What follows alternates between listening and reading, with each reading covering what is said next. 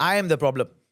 I am the problem. Suresh, I know I'm the problem. This is what I heard from a senior GM of a particular department that I was called in to sort of help increase engagement.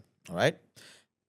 Focus groups done, interviews done, found out his style and their current expectation was different. Doesn't mean his style is wrong. I mean, sometimes you need leaders to come in and, do a bit of house clearing and all that stuff, right? You need to be a bit more maybe structured. But he was very clear. He was very clear. He knew the team did not like his style and he did not care. So I went in there, I sat down with him. So this is the senior GM of a particular department. And I had the senior GM of HR sit down with him, three of us at a coffee shop outside, a bit more casual, sharing data from my interviews and focus groups. And before I even opened my laptop, he says, Suresh, I know what you're going to tell me. You're going to say I'm the problem, right? I said, sort of. I know. And that's how it is. The company hires me to make changes, then don't bind my hands, don't put handcuffs on me. I'm like, yeah, it makes perfect sense. But I mean, you cannot move the team if the team doesn't want to move. So let me just share with you some of the maybe the top 3 or top 5 things that are really the biggest headache. So I shared with him. Then he said, okay, fine. So what do we need to do? So I said, let's go. 3 days, 2 nights. We have a session. Let's clarify things, get it out in the open, and then come up with a plan on how to change what really matters. So he said, great. So we went, we came back, and there was a nice action plan. I think people felt connected first time to him. They saw the human side of him. So very important. You need to spend time doing these kind of things. But that's not enough. When you come back, you have to do certain things, right? If not, you go back to business as usual.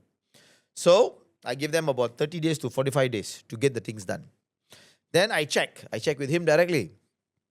Not done. I check with the team. They say, yeah, we're getting things done, Suresh. But what about the boss side? Oh, no, haven't heard anything. So I gave them additional 1 more month. So it was more or less 2 months, 2.5 months. Nothing done. Right? And I keep on chasing. Now, I'm an external party. So I think I want leaders to understand this. You show interest. You make a connection. Now there is a bit of momentum. And then you stop. See, people want to see whether you are consistent or not. Because you were very consistent previously in your natural behavior.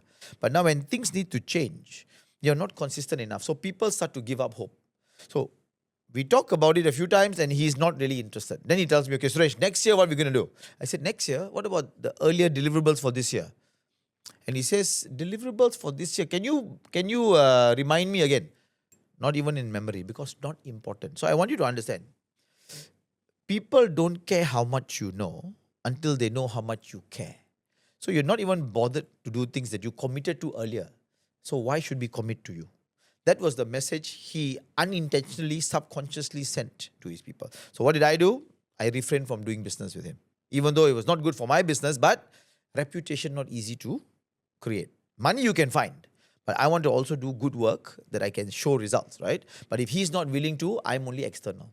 So important message to all the leaders. We need to maintain our consistency. You create momentum, you need to make sure you push, get the flow, and get things going. All right? So until our next story, see you soon.